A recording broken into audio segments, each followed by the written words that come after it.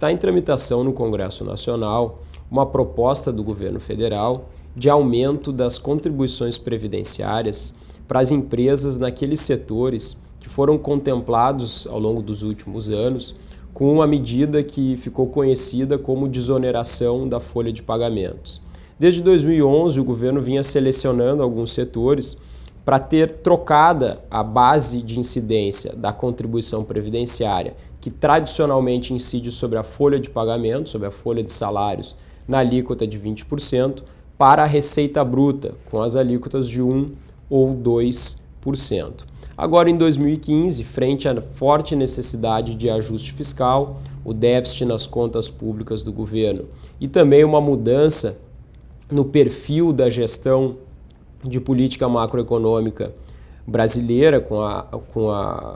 o ingresso do ministro Joaquim Levy, essa medida está sendo adaptada. O que está sendo feito é que as alíquotas, que eram de 1% ou 2%, dependendo do setor, sobre a receita bruta, estão sendo majoradas para 2% ou 2,5% ou 4,5%, dependendo do setor.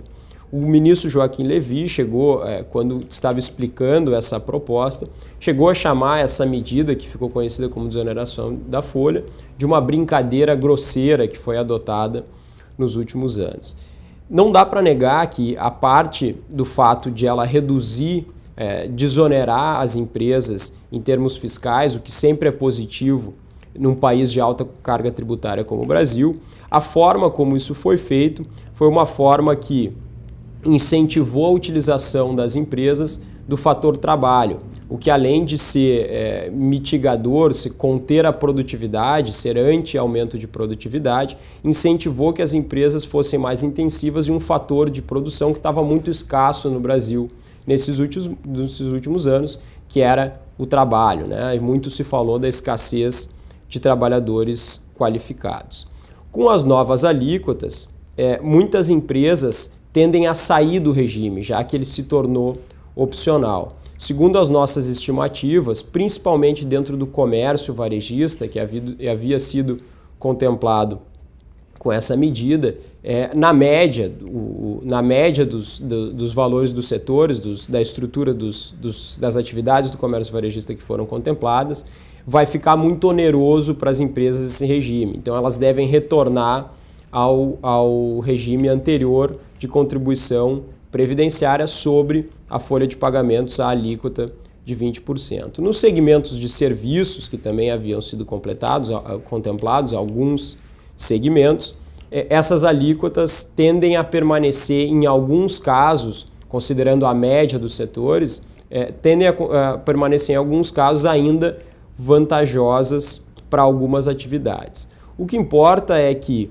cada empresa deve fazer os seus cálculos, fazer a sua simulação para ver se permanece ou não no regime, se continua sendo vantajoso contribuir para a Previdência sobre a